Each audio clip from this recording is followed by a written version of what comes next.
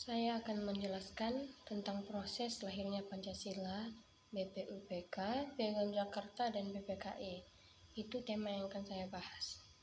Proses lahirnya Pancasila adalah perjalanan intelektual dan spiritual para pendiri bangsa yang penuh dengan perdebatan sengit namun berakhir dengan kompromi yang luhur.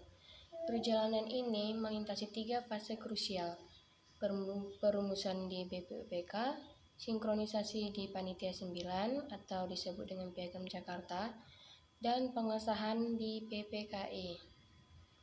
Berikut adalah penjelasan mendalam mengenai setiap tahapannya. Yang pertama, fase BPUPK atau penggulatan ideologi pada tanggal 29 Mei sampai dengan 1 Juni 1945. Badan Penyelidik Usaha-Usaha Persiapan Kemerdekaan BPUPK atau Dokuritu Zuni Susakai dibentuk untuk mempersiapkan syarat-syarat kemerdekaan. Dalam sidang pertamanya, fokus utama adalah mencari atau dasar filsafat negara. Tokoh-tokoh utama yang pertama, Mr. Muhammad Yamin pada tanggal 29 Mei 1945. Dalam pidatonya, ia menyatakan mengemukakan 5 asas: peri kebangsaan, peri kemanusiaan, peri ketuhanan, dan peri kerakyatan, dan yang terakhir, kesejahteraan rakyat. Ia menekankan bahwa peradaban Indonesia memiliki akar yang berbeda dengan Barat.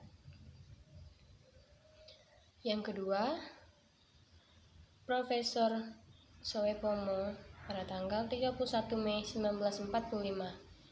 Ia menawarkan teori negara integralistik. Menurutnya, negara tidak boleh memihak pada golongan terkuat atau terbesar, melainkan harus bersatu dengan seluruh rakyat sebagai satu kesatuan organik. Yang ketiga, Ir Soekarno, 1 Juni 1945. Di hari terakhir sidang, Soekarno menyampaikan pidato tanpa teks yang menggelegar. Ia memperkenalkan istilah Pancasila. Soekarno juga menawarkan opsi untuk memeras Pancasila menjadi trisila: sosionasionalisme, sosiodemokrasi, dan ketuhanan, bahkan menjadi ekasila atau gotong royong. 2. Fase Piagam Jakarta atau Jembatan Perbedaan, 22 Juni 1945. Pasca sidang pertama BUPK, terjadi kebutuhan antara golongan kebangsaan, yaitu yang menginginkan negara sekuler, dan golongan Islam yang menginginkan negara berdasarkan syariat. Untuk menjatuhkannya, dibentuklah Panitia 9.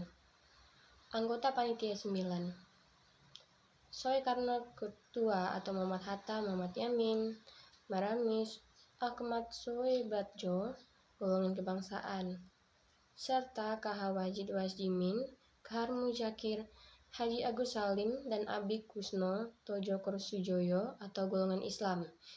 Hasil Piagam Jakarta, Jakarta Charter, pada 22 Juni 1945, mereka menyepakati naskah Mukadimah yang dikenal sebagai Piagam Jakarta. Poin paling krusial adalah rumusan sila pertama: ketuhanan dengan kewajiban menjalankan syariat Islam bagi pemeluk-pemeluknya. Frasa ini dikenal sebagai 7 kata yang menjadi jembatan kompromi agar Indonesia tetap bersatu meski memiliki latar belakang agama yang berbeda. Yang ketiga, fase PPKI atau Konsensus Final dan Persatuan pada tanggal 18 Agustus 1945. Setelah proklamasi 17 Agustus 1945, Indonesia membutuhkan konstitusi resmi. Panitia Persiapan Kemerdekaan Indonesia atau PPKI mengadakan sidang sehari setelah kemerdekaan. Perubahan dramatis sila pertama. Sore hari setelah proklamasi, Muhammad Hatta menerima aspirasi dari tokoh-tokoh Indonesia Timur atau yang mayoritas non-muslim. Mereka menyatakan bahwa jika 7 kata dalam Piagam Jakarta tetap dipertahankan, mereka lebih baik berdiri di luar Republik Indonesia.